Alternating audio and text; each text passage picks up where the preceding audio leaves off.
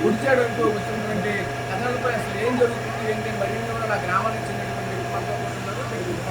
మాట్లాడారు చెప్పండి, అసలు ఏం జరిగింది, అసలు ఎవరు కొట్టారు, ఏం జరిగింది తెలియదండి. అమ్మాయి వచ్చి పక్కింట్లోకి వెళ్ళింది. పక్కింట్లోకి వెళ్ళగానే ఈ దొంగలు లోపల చేరాడు ఆ హౌస్లో. ఈ అమ్మాయి ఆ వాళ్ళ ఇంట్లోకి వెళ్ళగానే అమ్మాయిని కట్టిపట్టుకుని నోరు మూసి ఫస్ట్ నోరు మూసి కట్టితో పోవగానే అమ్మాయి మాస్కెట్ తీసింది. తీగానే గుర్తెళ్ళి ఆ ఇంటి ఎదురుగా ఒక ఆది అని కుర్రాడని చెప్పింది. డీటెయిల్స్ అయితే అమ్మాయి వివరంగా ఇవ్వట్లేదు.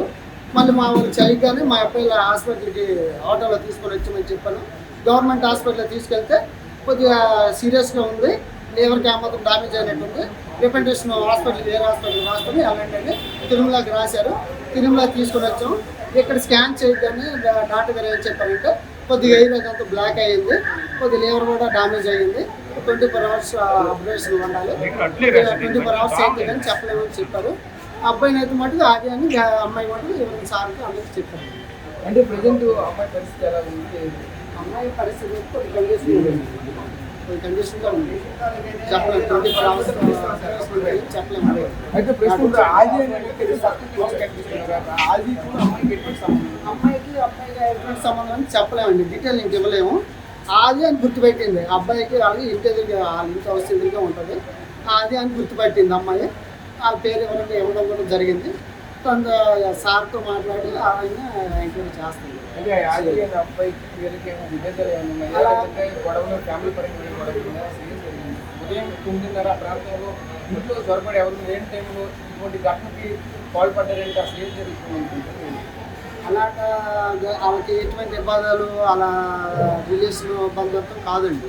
వాళ్ళ యాదవులు వీళ్ళు శాఖల్లో వాళ్ళకి వీళ్ళకి ఎటువంటి ఇబ్బంది లేదు. ఇప్పటి వరకు కూడా అలాంటి సంఘటనలు కూడా మా ఊళ్ళో జరగలేదు. కానీ ఇది సడన్గా ఇలా జరిగింది. మా ఊళ్ళో ఇప్పటి వరకు అలాంటివి జరగలేదు.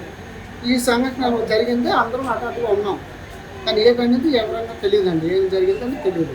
కొద్దిగా ఎవరో తెలిస్తే కానీ చెప్పలేదు. అంటే కత్తితో పొడిచి అసలు రెండు ఘాట్లు అయితే పక్కన డిస్పులో పొడిచారని చెప్తున్నారు. అసలు కత్తి ఎటువంటి కత్తితో పొడిచారు? ఆ కత్తి ఏమైనా సరే డిస్పు తీసుకుంటారో లేకపోతే వేసి పుట్టి చంపలేని ఉద్దేశంతోనే కత్తితో పొడిచినట్టు అనబడుతుంది. అదైతే 2 కత్తిపోట్లు అయితే కొనడం జరిగింది. అది ఏ కత్తి ఏంటనేది మాకు డీటెయిల్ తెలియలేదు.